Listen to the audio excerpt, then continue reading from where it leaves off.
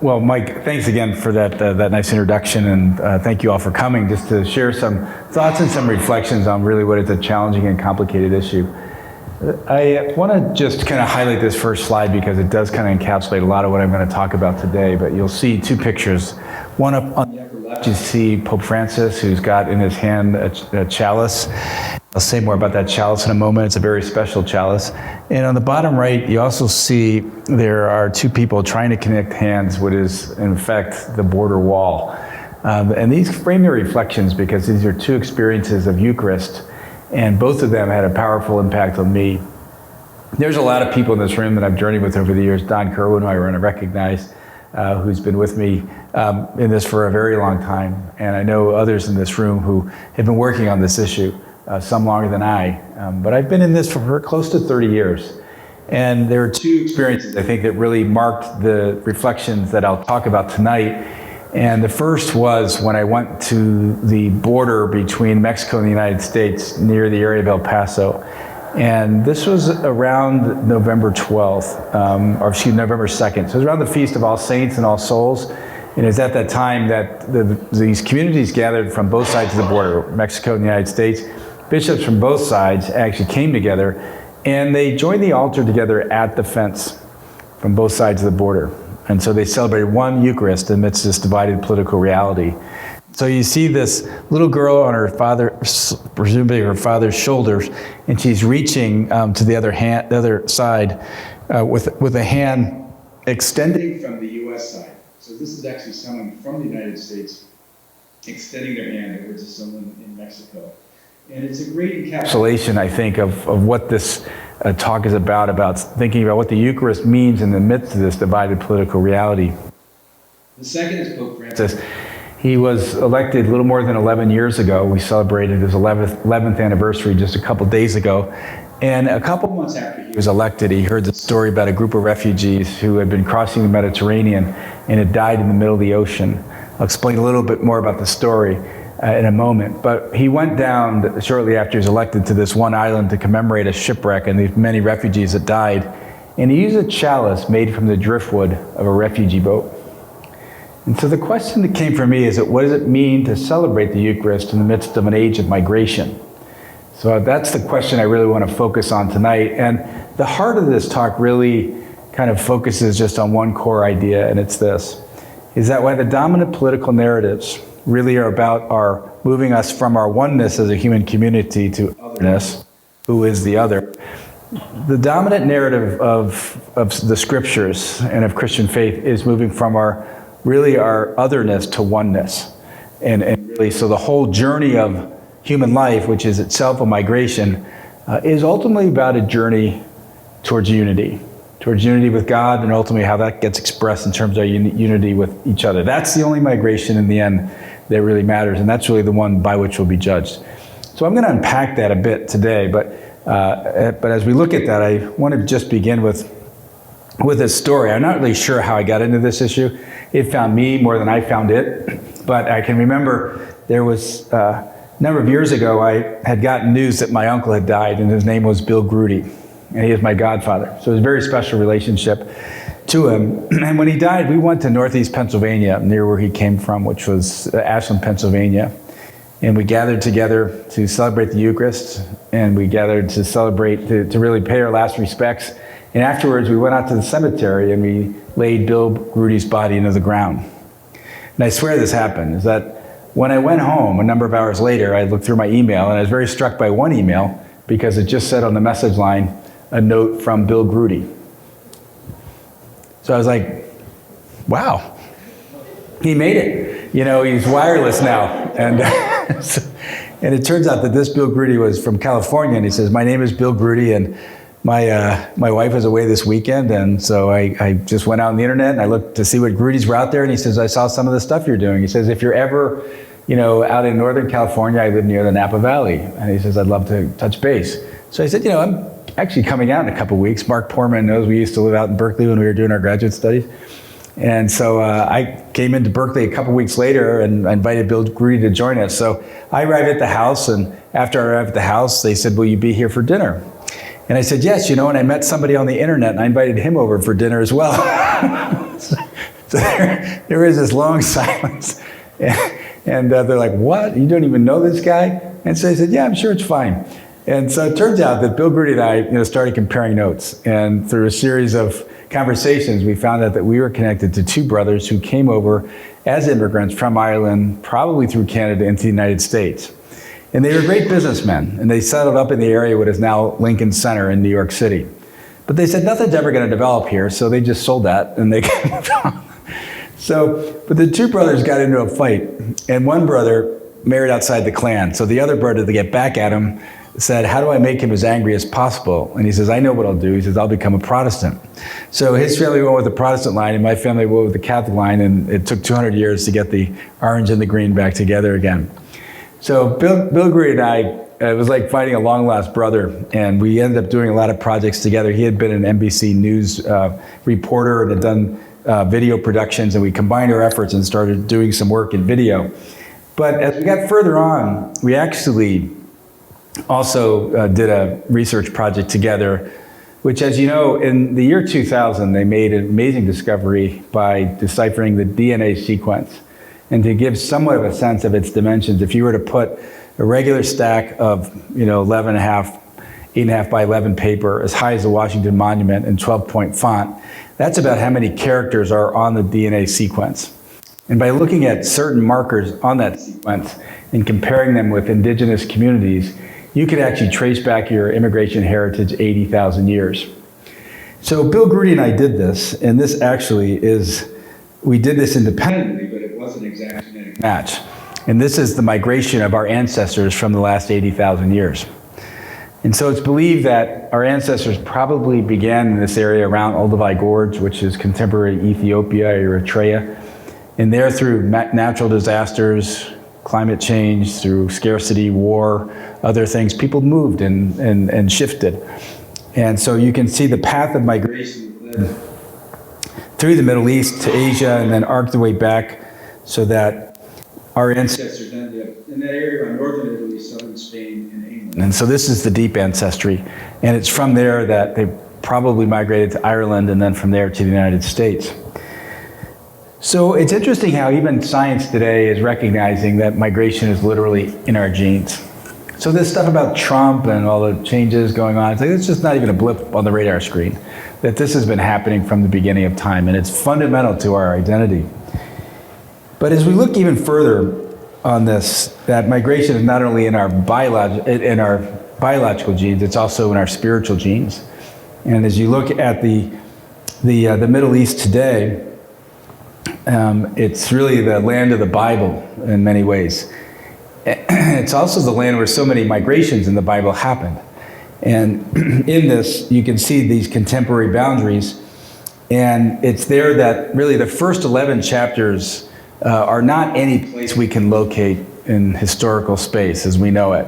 But when we get to that 11th chapter, things become very definitive, that we can see where God hears the call from Abraham, where he says, leave your country, go to the land that I will show you, and you will be a blessing.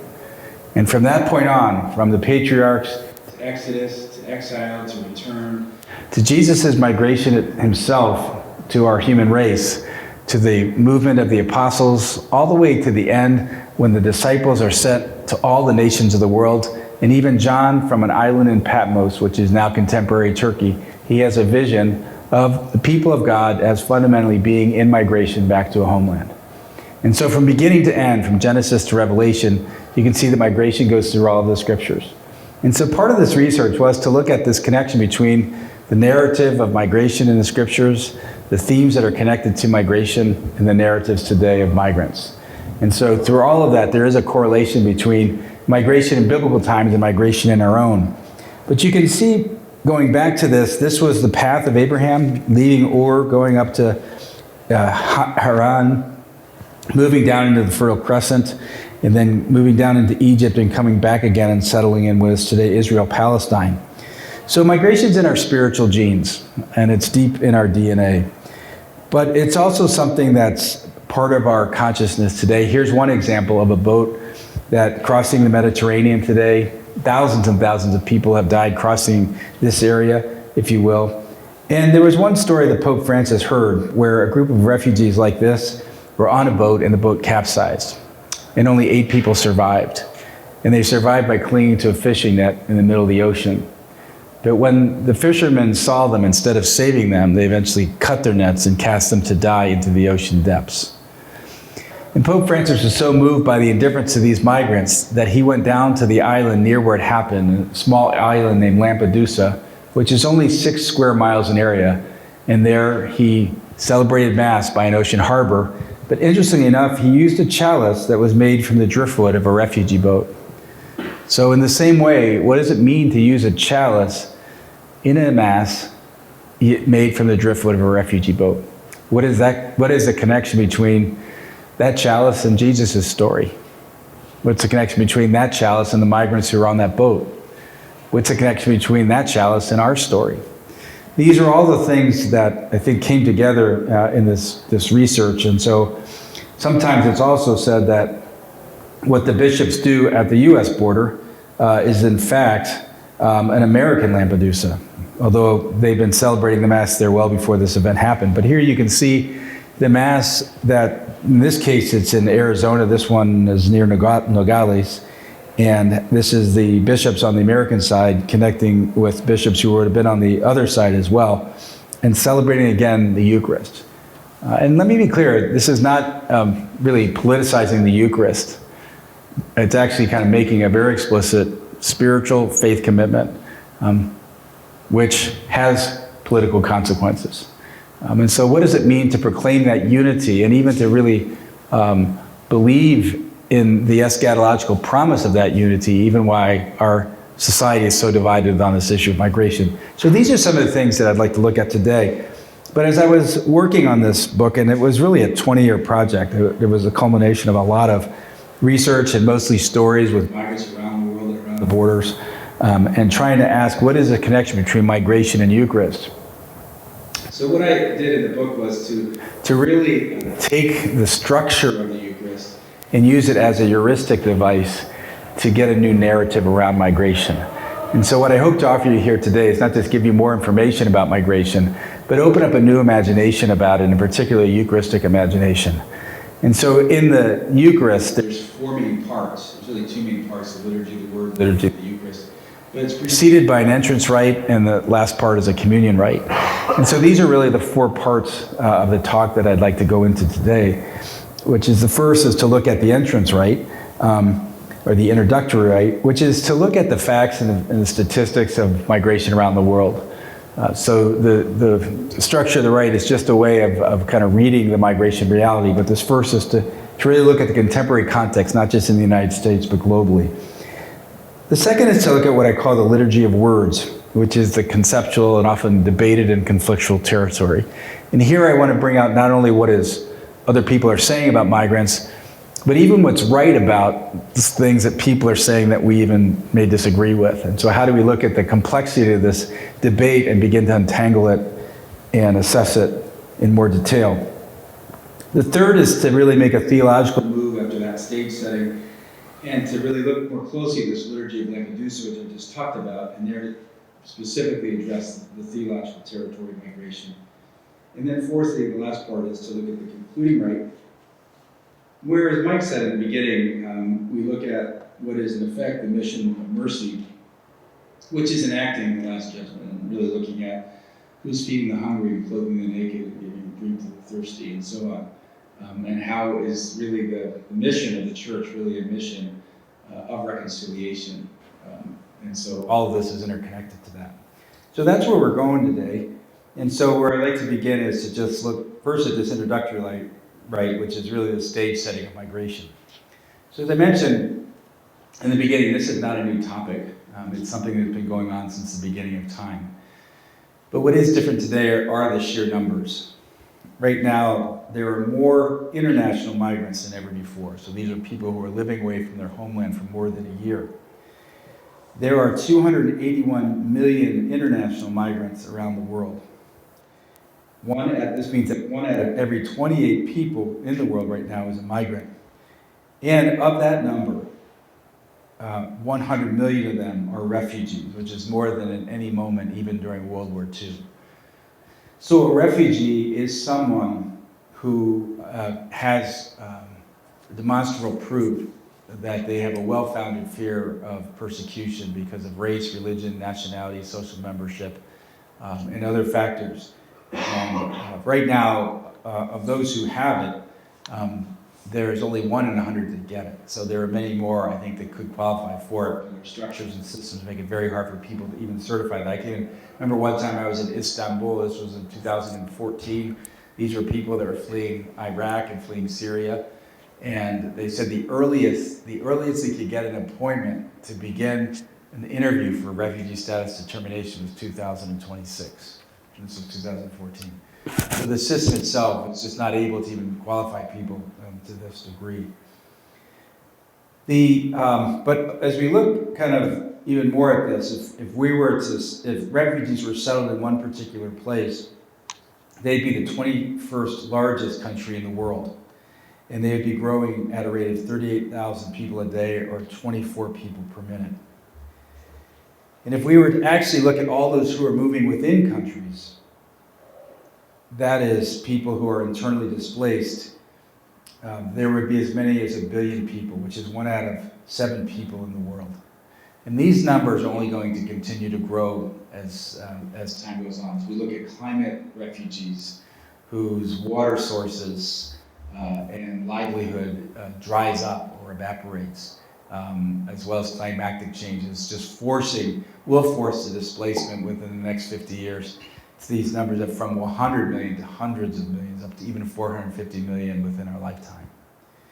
So all of that really points to the fact that we are really living in what some scholars call an age of migration. It's one of the most defining, if not the most defining issue of our times. But behind these staggering numbers are people.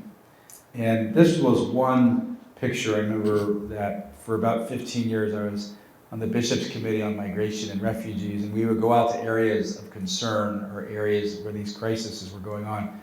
And I can remember during the Syrian refugee crisis, this is probably about 10 years ago, there were a number of people, some still had bullets in them, hadn't even been attended to yet, but I think this was one group of women who, the woman holding her head in her hands, had already lost 2 sons. These are her daughters that are there pictured, her daughters-in-law, and she just got news that her grandson had been killed and that her 3rd son was put in prison. And it brought out such a response from her in such agony that you could look at the woman next to her. You could see that these are Muslim women. There were just no words, not even words about God that could begin to name the pain of this woman. And the humanity of this, the suffering of this, the agony of this, really spoke volumes. And so much so that I often say that the Pieta moved me to tears twice in my life. The first was when I saw it carved out of living stone, carved out of stone in Rome, and the second was seeing it carved out of living experience in the lives of these people. This is what these people today are really just the very tip of an iceberg of millions and millions of people who are struggling for a more dignified life. And once you hear their stories, it changes you. And if it doesn't change you, then we have bigger problems than migration, I think, in our country. Because the raw humanity really comes forth through it. But this is the age of migration, and these are the signs of our times. And so as we look at these signs of our times, we still have a lot of reactions to that. And that's why in the second part of the presentation, I want to look at what's called the liturgy of words. And I want to say 2 things in this section. The first thing is that migration is an incredibly, incredibly complex issue. And if one doesn't really understand that complexity, either they aren't paying attention or they don't understand. The second thing I would say is migration is an incredibly, incredibly simple issue. And if people don't realize that, either they aren't paying attention or they don't understand. And when you look at this, I can just give you one example of that too, is that during my research, I think some of the more illuminating moments was working with the Border Patrol, both in this country and also overseas. places like Slovakia and other places, that I'd go out with the Border Patrol in their helicopter surveillance missions, or as they were doing search and rescue missions, or what they call a ride-along. And I remember one time I was on this ride-along on the southern border near Tucson, and this one agent was, talking to me as we were driving along in this Ford Bronco truck. And, he was on public relations duty with me, and he started driving along the wall. So we're literally in the Ford Bronco truck, we're just driving along. And so he said, one time I was in this area, and these were his words, he says, these aliens were coming across. And he says, I went after them. And he says, what I didn't realize is that some of them were smuggling drugs and they had automatic weapons on them. So he says, they turned around and started raining machine gun fire down on me. And he says, I hit the deck. And he said, I just felt these bullets kind of whiz over my head. And he said, it was so traumatic that I had to go to counseling. He says, I'd wake up with nightmares. He said it had affected my sleep and my relationship with my wife. And he said, it's been a very hard thing to recover from. And I remember when he shared that story, I suddenly was like, wow, this guy's putting his life on the line, every day. And I never realized a Border Patrol agent was doing that. And so I really began to see him from another perspective.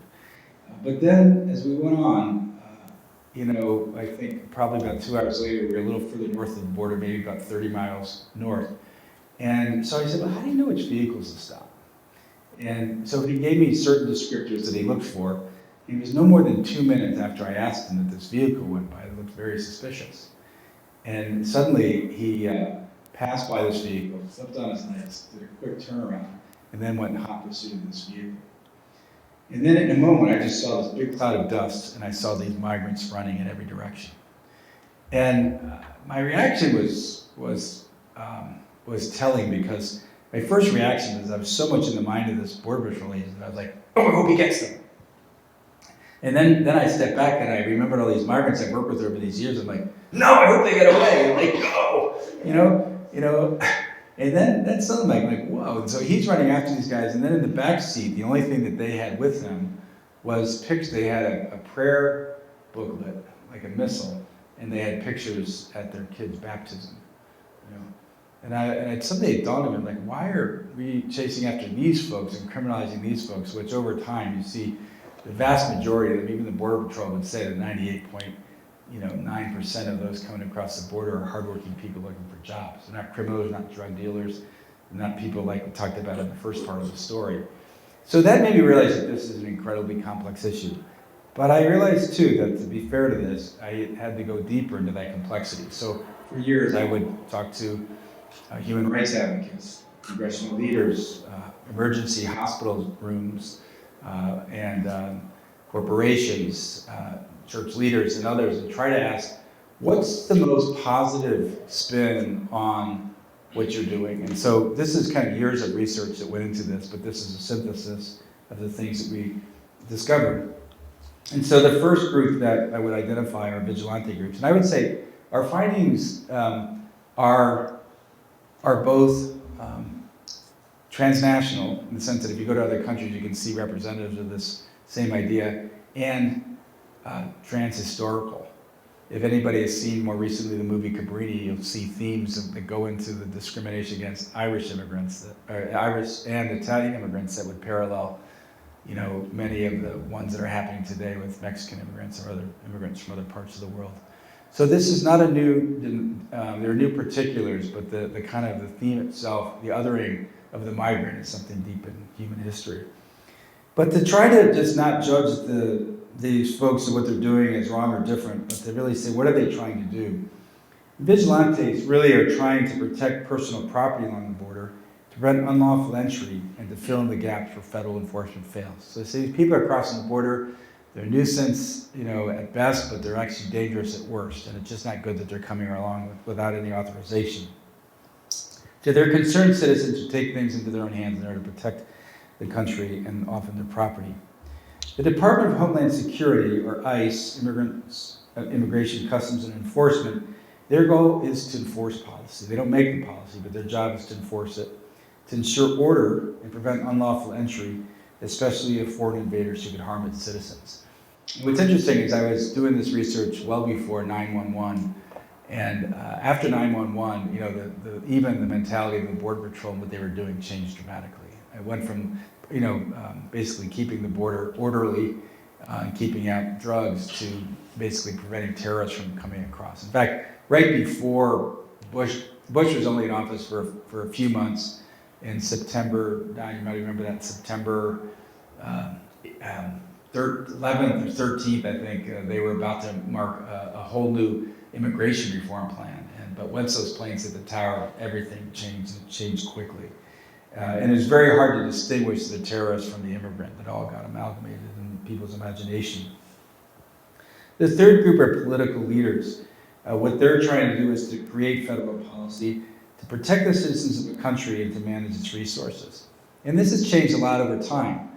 That in the early days of the country, we let in almost everybody, but we did make some exceptions. That you could turn away people at Ellis Island and other places if you were an anarchist or had certain diseases. Nowadays, we let in almost nobody, but we make some exceptions. And so what politicians do, how they make decisions on who belongs.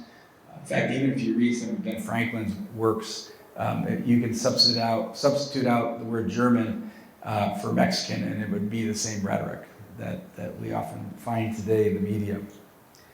Corporations as well want to hire cheap and or talented labor. They want to maximize profits or sustain a competitive advantage, and they want to sell products at the lowest cost. They're becoming more increasingly vocal on the issue of migration. The next group are church leaders, and really at the heart of the mission of the church is to proclaim a God of life, to protect the rights of human beings who are made in God's image and likeness. And Pope Paul VI said the mission of the church is ultimately to build a civilization of love. So it's to denounce injustice and it's to announce the reign of God. And then finally, human rights advocates. They're trying to protect the rights of immigrants. They're trying to protect the exploitation of the vulnerable and to fight for human dignity. So borrowing from different sort of points of view, but having a lot in common with what the church is trying to do. Their goal is often to fight for human life and for human rights.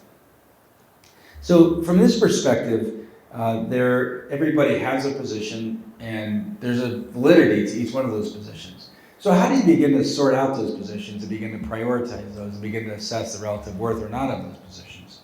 This is where it gets a little complicated. So as we go a little deeper in this, one of the things that we began to see is that underneath these arguments, there are different rights at stake. There are different rights that people are trying to advance. This group is really trying to advance property rights and protect individual property rights. Even the church, too, recognizes there is a right to own property, and there's a valid right to do that. Then there's, and how does that right interface with other rights? This group is really trying to emphasize the role of sovereign rights, namely the right of a nation to protect its border, something also the church recognizes. Thirdly, there are cultural rights. In this case, how do we determine what it means to be an American? And by what criteria do we do this? It's an experiment to bring together so many different kinds of nations and cultures under the rule of law. This group is trying to fight for economic rights and how to keep it fair and open. This group is trying to really speak about natural rights, namely those given by God. And this group is looking at human rights classically defined. So when you look at it this way, then the question is, how do you begin to prioritize these rights? How do you begin to assess one right over another right? How do these interrelate with each other? This is where it gets more complicated. But however you look at it, there are really three fundamental positions that come down to the political policies. This group says, close the borders, keep them out, protect what we have, put more agents on the border, build a bigger wall. This is mostly Democrat and Republican policies that we've had for the last 40, 45 years. This group is saying, look, they need the work and we need the workers. Let's create a legal system that allows people to go back and forth. The last time we really tried this with mixed results, but it was when World War II happened, when the men were off in Europe fighting the war, and there was a deficit in the labor needs in the United States. So we brought braceros, people from Mexico in, to the United States who worked there for a period of time as guest workers. This is really one of the few places where there can be sort of somewhat of a cost-benefit analysis here and allowing workers to come. This group here is trying to really make the case for legalization, saying the church in particular, you can't simultaneously benefit from the labor of undocumented workers and labor of migrant workers and make a profit from them at the same time. And that there should be some right to an earned path to citizenship. And this became very clear when I was working in rural communities in Mexico, that a lot of these communities were just women and children. So you can't just also have people come up to, say, work in the United States while the families are back home. That creates a social disintegration. So these groups would make a case that if it's not just an economic analysis or an economic cost we're talking about, it's a social cost as well, when that looks at the disintegration of the family. Now, here's where it begins to shift. So at this point, I'm going to make basically an argument. So up until now, I'm presenting different positions. At this point, you're welcome to disagree with me. You're welcome to challenge what I say. But here, I'm being very explicit about it. I'm going to make an argument here. Is that at this point where things begin to change and things are not all equal is really what language you use in the debate. So the heart of really what I want to look at today is not just not just more information about migration, but really a new narrative about migration. One in this case that we'll get to is theologically informed. But how you tell that narrative depends a lot on language. And those of you who've done rhetorical studies or literary studies, feminist studies, you know that language shapes your reality. And the language you use in the debate are going to really shape reality. And so this group actually sees them as aliens. This is actually the official language of the US government. They're aliens. And so it's rather striking. I remember one time being with a colleague of mine from Canada, and he said, he married somebody from Canada, and he says, there's that an immigration hearing. And as they were talking, they were going back and forth with this officer. And so he looked over at this colleague I know and said, how long have you known this alien? He's speaking about his wife. I was just like, what? It was just sort of like, it was like, what do you mean? And, that the language you use in that. In fact, in my first book, I was on the spirituality of undocumented immigrants. And I thought, I was going to call it alien spirituality. And so I thought maybe Sigourney Weaver could do the introduction to it or something, But, when you think about that, I remember one time being at this conference in Geneva with other folks from the United Nations, and it was a church kind of UN conversation. And so there were some people in that conversation where they said, the states gives rights to these people. And I looked at them and I said, no, they don't actually. They said, God gives rights to these people. It's the state's job to make sure those rights are protected. But where you start on that question makes a big difference. So these are more than just semantics. The rooting of your arguments and how you use language in that narrative is going to have a lot of ethical dimensions to it.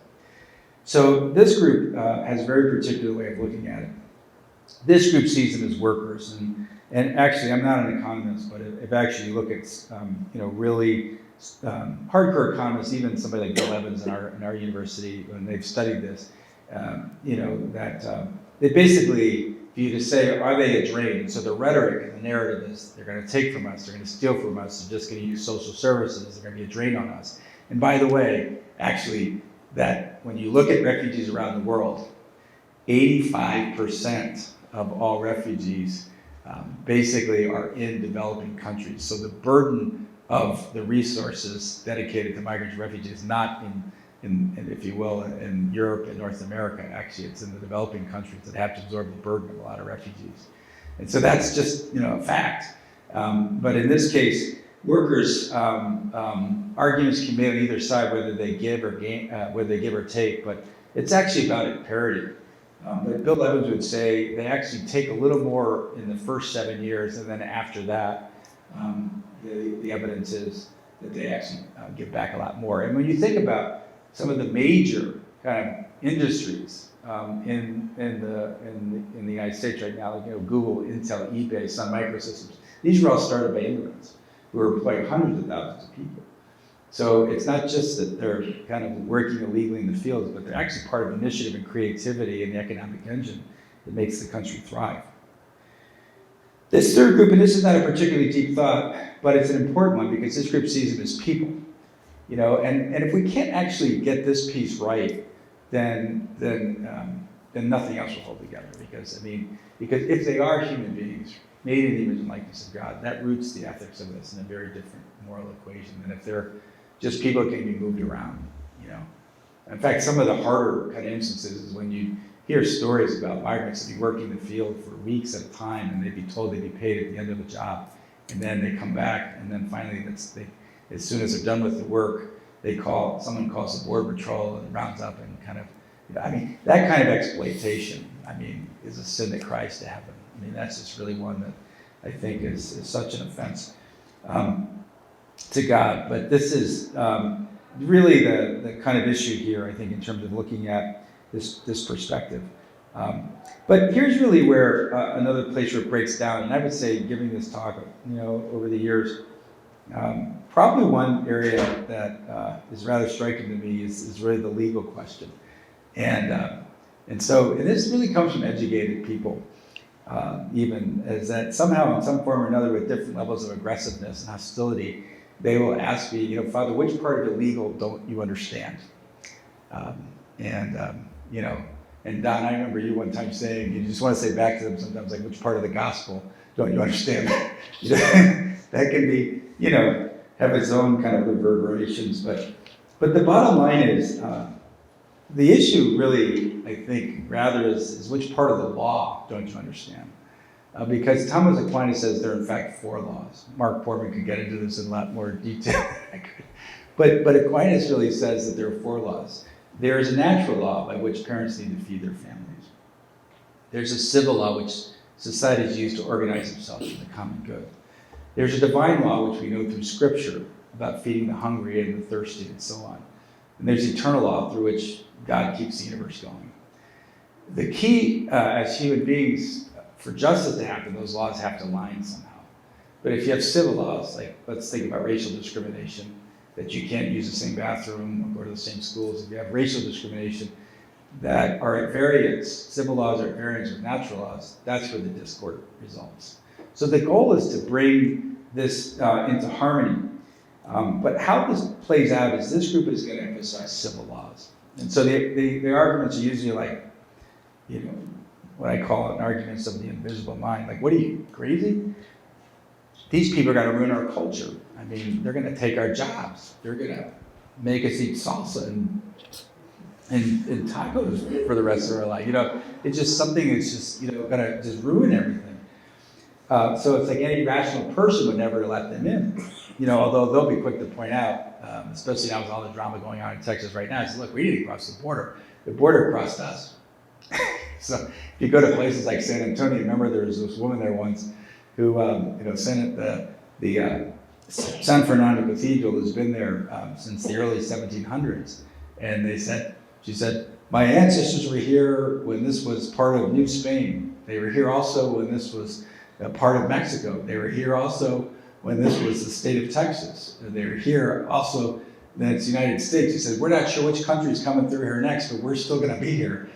So when you think about it, that these laws do change. This group is going to emphasize the economic laws. And classically speaking, Adam Smith spoke about the power of the invisible hand. But the problem is Adam Smith never had in mind a capitalist economy. I mean, he had a human economy that was bound together by non-capitalist moral sentiments.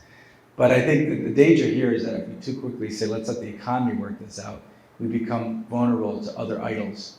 And probably the most common of which would be money theism.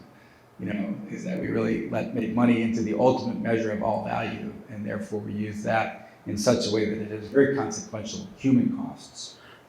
This last group really appeals to the natural laws, or what the United Nations calls the invisible heart. So that raises questions about what it means to be a society, how we come together, how we even disagree with each other, but how we also treat those who are most vulnerable. All these are at stake. But in the end, there's one final and important question underneath this, which is the question of who is the other? So really, this is the most universal question here, and that really boils down to everybody from my roommate, my family members, to someone who's a migrant. And so while the dominant political narrative right now is moving towards the othering of the migrant, okay, there is a whole other way of looking at this. But if you look at these groups together, this first group is going to emphasize really fundamentally a fear of the other. This second group is going to look at the usefulness of the other. And this third group is going to look at ultimately the connection to the other. So this is where the deeper migration needs to happen. We may find ourselves in any one of these quadrants, maybe at different points in time, but the question is, can we move through these different parts into places of greater communion and connection? And for that to happen, reconciliation needs to happen. So let me summarize the second part by just saying that what we have at the border then is not just a geopolitical issue. We also have a tension zone that really is looking at a tension between sovereign rights and human rights, namely the right of a nation to protect its borders, but also the right of a people to a dignified life and even to migrate if necessary. Secondly, it's the right of a nation to order and organize a system of regulations for the common good, namely civil law, but also natural law, the right of people to provide for families, to feed, educate, and shelter them. Thirdly, it's a tension between national security and human insecurity, namely the right of a nation to protect its inhabitants from harm and violence, especially from the outside, and also the right of people to protect their families from undue need, hunger, and excessive poverty and vulnerability. And for this last part, I'm going to make a different shift here, and that is really moving from, I think, a tension between citizenship and discipleship, and that is moving from trying to understand what are the expectations and duties of being a member of the state, but then to move even deeper into that, to say, what does it actually mean to be a disciple in such a way that challenges those who profess faith in Christ to respond to the inclusive demands of the gospel? So that goes, I think, even further. So in this third part, I'm going to look more specifically at the liturgy of the Eucharist, and it is a kind of a migration into a different place. And I remember when I was in 8th grade, I was very struck by, my family and I were driving across the East Coast, and we were going to visit some relatives, and there was a pamphlet on the ground, and it had a very provocative title, and it just said, did you know that you could actually miss heaven by 18 inches? And I was very taken by it, and as I opened it up, it actually said the distance between the head and the heart are only 18 inches. And so I was very taken by that because it says that God is not just someone to know in one's head conceptually or theologically, but one to encounter in one's heart. And only if one can make that migration can one actually really fundamentally know God. Native Americans took that even further, and they said, no, it's actually from the head to the heart to the feet, and really enacting that. And I was giving a talk out in Rochester, Minnesota, near the Mayo Clinic, and this one nurse was in the audience, and she says, let me share one other insight here. She says, the carotid artery connects the head and the heart, and she says, if you were to cut off that process, your blood would immediately become toxic and you'd die very quickly. She says it needs to be this circulatory process where what's in your head goes through your heart and then back to your head again. And I think that's so important in something like migration, because we just get stuck in our ideas, or we may have vague sentimental kind of feelings of sympathy for people. But like, how do we do this intelligently, compassionately, in ways that lead to real wisdom and understanding? But in this third part, I want to just frame this with a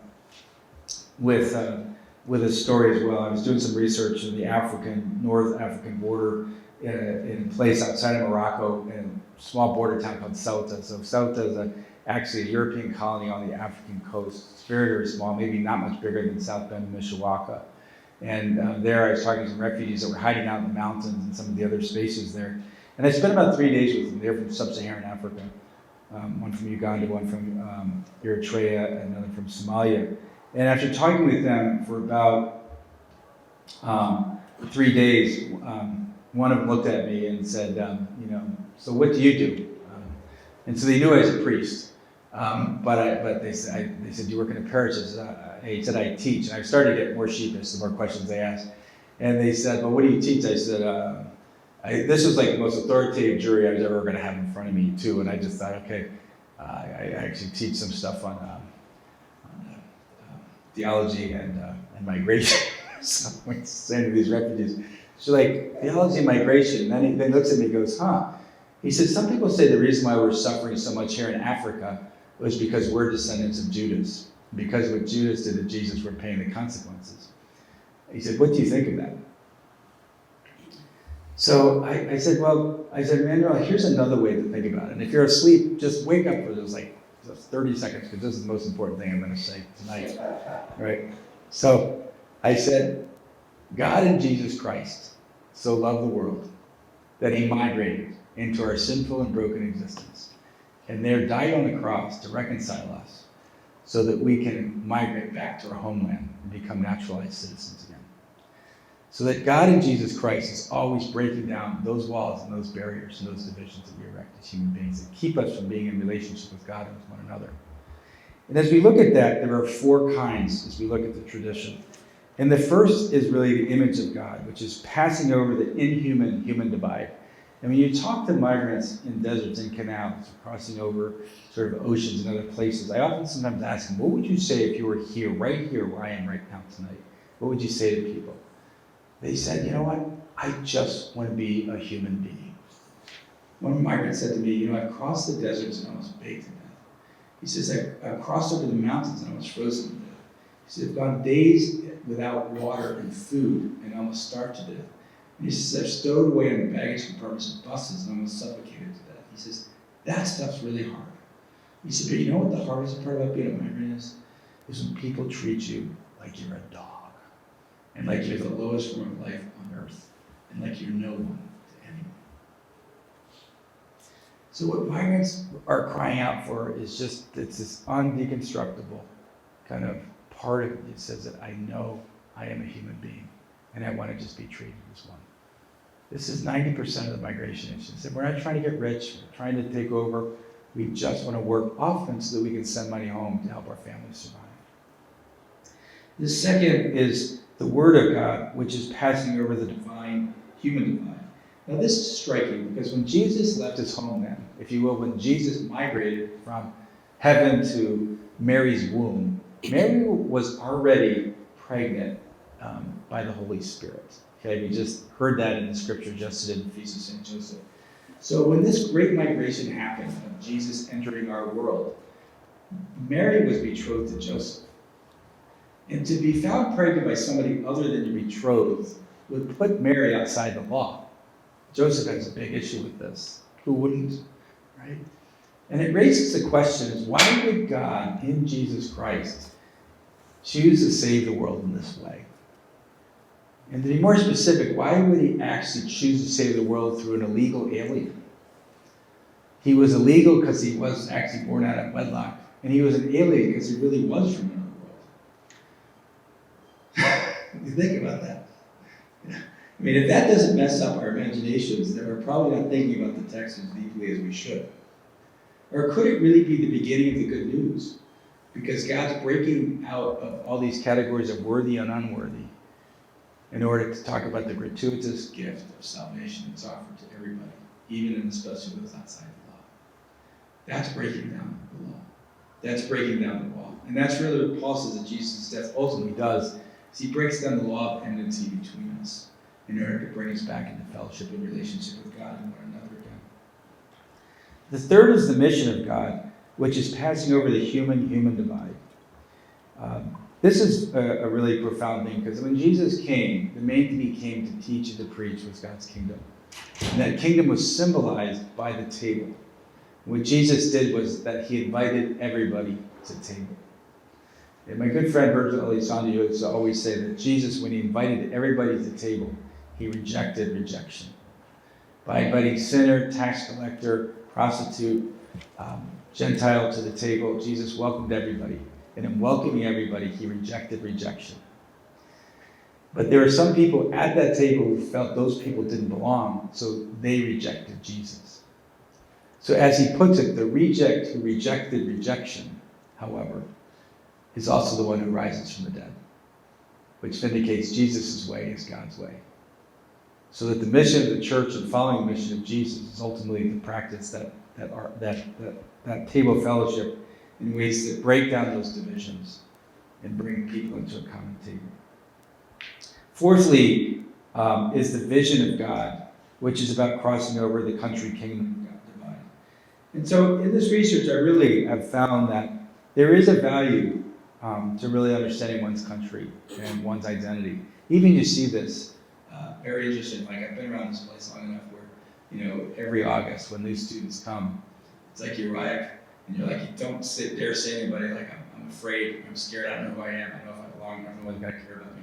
But then you're like, suddenly, like, you find out you're in alumni hall. And so you get a green shirt. And you put on that green shirt, and then you're like, okay, we're dogs now.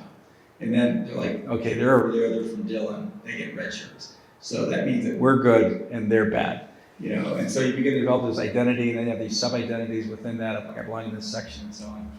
And so until the first football game, then you shift from being a dog to being a dog, and then suddenly it's like that identity shifts again. And if that identity doesn't shift, you get too balkanized. And I think this is what happens. I mean, during the Olympics, I'm always watching, during the Summer Olympics to see, like, it's the United States beating China, And during the Winter Olympics, are we beating Russia? But now that they're kind of out there, I don't even know what to think. But still, when you actually see some skaters, from, kind of other countries, and they're kind of blessing themselves, before they skate, you're like, what, there is a deeper kind of identity that connects us beyond our nationalities. And that's really the point. So if my actually self-understanding is this is my stuff, I've earned it and it's mine, that's one way to live in the world. But if my self-understanding is everything I have is a gift, nothing I have I own in a final way, and that when I die I'm going to have to give it up, and that at best I'm a steward and not an owner, and I'll be asked what I did with what I've been given, that's a very different way to live and be in the world. And so this vision of God, basically, as we know through the vision of Jesus, is really looking at this and saying that the real crossing over is passing over just who I am in terms of my nationality to seeing who I am in relationship to other people. In other words, instead of just building those walls, it's actually building those bridges. So in the end, it's really, it comes down to crossing over the life-death divide. In that, it really brings out that God is constantly breaking down sort of those divisions in order to bring us back into communion. So there's many other things I would say. Let me just summarize these things. These are some of the places in Lampedusa. I just want to highlight some of the things this carpenter made, this chalice, this crozier, this mass, this altar made from basically pieces of shipwrecks of refugee boats made from the oars. All of this was important. But here you see the chalice itself. When he was making the chalice, he said that he had to take out this nail from this one section, and he said it was very evocative of wounds, as if they were Christ's own wounds. And he says when he put the nail back in, it made the form of a cross. And so on top of the cross actually sits the chalice of life. And so very, very powerful kind of symbol, but that chalice itself was made from the driftwood of a refugee boat. But as we come back to Lampedusa, you can see Bishop Buchanan here, who's giving communion to someone on the Mexican side of the border. Again, that's a nice scatological vision of saying that at the end of time we will be united. But how far we've migrated towards that communion will be determined by how much we really cross over, I think, in this side of eternity. So what I really try to do in this talk is to really give some perspective on the global refugee crisis, also to give expression to what Pope Francis calls the globalization of solidarity, and then really highlight what John Paul II really refers to as the globalization of solidarity. But all of that, I think, points to the Eucharist, and if I had to just summarize that, it's really to really first recognize the presence, the real presence of those who are often considered nobodies in the world today. Those who die without a trace, those who often aren't recognized as human beings, and are often discarded and not even recognized. These are what we refer to as the nobodies. And yet, underneath, they have a struggle to become somebody, because they're created in God's image and likeness, and ultimately they want to be valued as such. And if we look closer, we can really see that there is, in fact, a connection to everybody that unites us. But in the end, there is a way in which the relationship to them is intimately connected to the body of Christ. In fact, if you look at sort of what they go through, and as Mike said in the very beginning, that Matthew 25 speaks about being hungry, thirsty, naked, sick, and prison, estranged. They're hungry in their homelands. They're thirsty in the deserts they cross. They're naked after being robbed at gunpoint, even down to their clothing. They're sick after having to drink sometimes even their own urine in order to survive. And they're often imprisoned in detention centers. And at the end of this, if they get it, they're treated like they're not human. So all of that really points to the fact that if we must have a Department of Homeland Security, maybe we can reimagine it as well and say that migration, in fact, is not the main problem. Migration is a symptom of a deeper problem, which is causing people to move in the first place. And that the deepest solutions to this are not just in building bigger walls, bigger borders, but actually working at development and really helping people stay in their homelands. But as we work toward that, recognizing that really one of the hallmarks of a healthy community is really hospitality. And all of this really points to the way we relate to one another in a spirit of solidarity. So I end at the beginning part of this section, I talked about the story of meeting these migrants in Morocco and them sharing their stories. But at the end of sharing this story about God kind of wanting this reconciliation and calling us to mission, I got done what I was saying, and I really wasn't sure what they were going to say. And so I just took a deep breath, and I was really struck because both what they didn't say as well as what they said, but what they didn't say was, oh my gosh, those are really good insights. I hope you get those published in a peer-reviewed journal article sometime. So actually what happened was that this Emmanuel, he didn't even look at me, but he just jumped up from his chair. He goes, "Yay, God!" He says, "I can't believe you do that for me." And then I was like, I didn't realize that's what I'm doing. I didn't even know myself what I was doing. But then I realized that what I tried to do in that moment, which is what I try to do tonight, is just share some reflection on really what is the 4th chapter of Luke's Gospel, where he says, "I've come to proclaim good news to the poor, sight to the blind, liberty to captives, and a year of favor from the Lord." So thank you.